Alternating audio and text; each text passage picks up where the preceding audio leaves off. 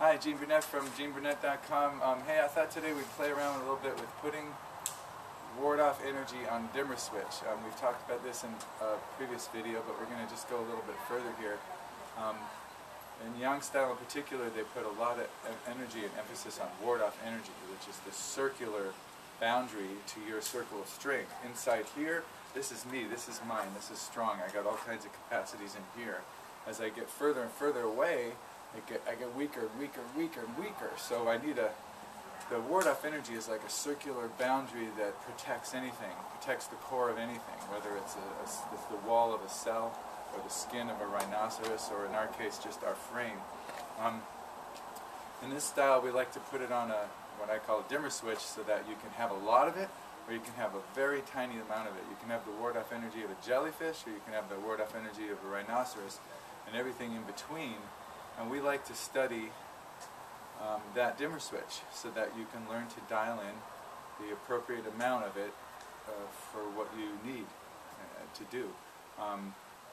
The key to Tai Chi for me is unforced balance and maintaining that state of unforced balance. And in order to do that, I have to be responsive. I have to recognize when I'm losing it and make a correction.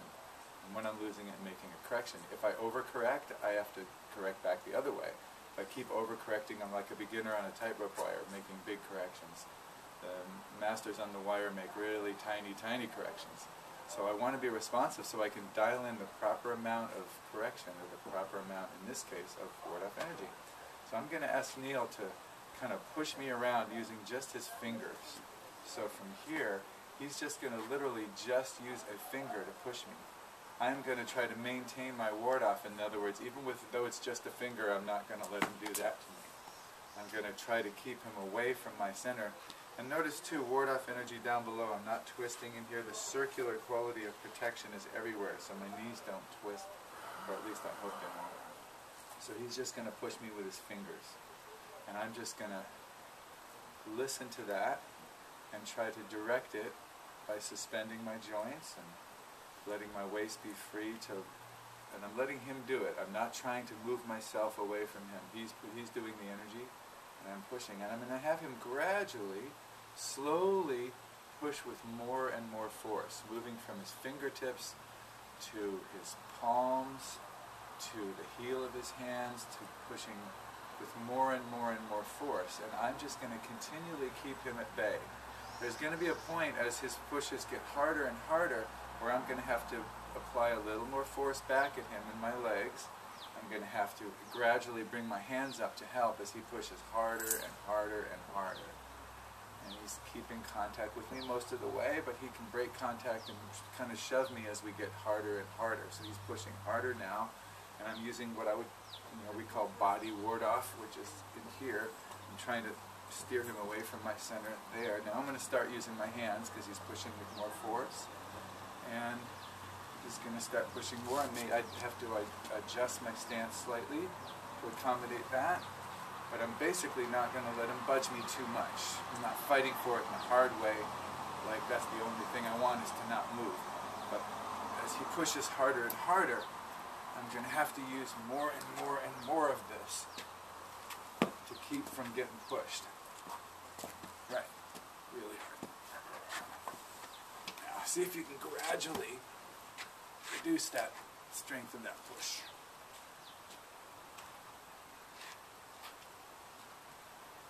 And then there's a point where I don't need my hands anymore, where I can go back to the body.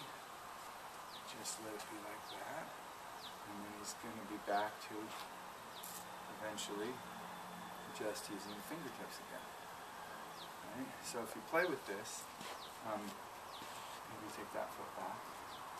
You take your basic front stance, just going to use fingers. And the thing I'm listening for is I want to feel like I'm pushing him, like he's made of spider webs or something, or very light silk. If I feel him moving away, if I do something and he moves away, then I'm going to go, hey, no, let me do it. So I'm just pushing with my fingers, just the lightest push.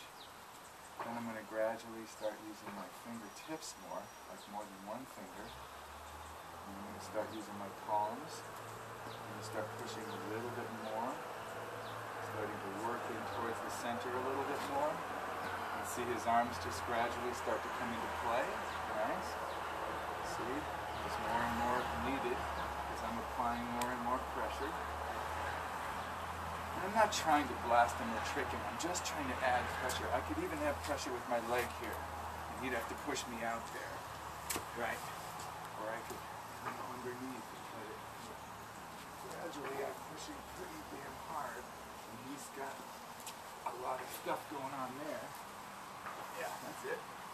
And then I'm just going to gradually reduce that. So I'm just pushing with less and less and less force. That's it. Yeah, until it's just fingers again. Right, so it's putting that ward off on the dimmer, so eventually you could go from here to here. Right? And from here to here. That. Right. And then you just get the idea that once you're doing push hands or free hands or martial arts or whatever you're doing involving another person here, that you have the amount of ward-off energy that you want. You don't need a lot of ward-off when someone hands you a baby or you see someone you really care about. You want to be open and have almost none. And then other times someone comes rushing at you suddenly, you know, it's like I got to have that space. So it's almost like a little buffer zone here. And you can play in the middle, like a lot of times in push hands we like to hang out in the middle of the dimmer. If he suddenly rushes in, I may want to be really soft. And I may want to yield my position, or he rushes in and I may not. I might not have, might be on the edge of a river or something. I need to be able to dial in how much of that case around me I need and how little. So it's a nice thing to play with. Sometimes these qualities are, I think, are just held on all the time. And it's nice to be able to go between almost off and almost as on as you could be, hang out in the middle, and then try to dial in what you can. So this is an exercise in going from one end of the dimmer to the other and back and forth. And do it a few times and you really get a sense for, like, you might discover there's certain portions of the dimmer where you're a little crunchier than others and parts where you don't feel as comfortable. And that would be a portion of that dimmer to work on. So I hope you like this kind of thing. If you do, subscribe to my YouTube channel, visit my website, Burnett.com. Have a nice day and thanks for watching.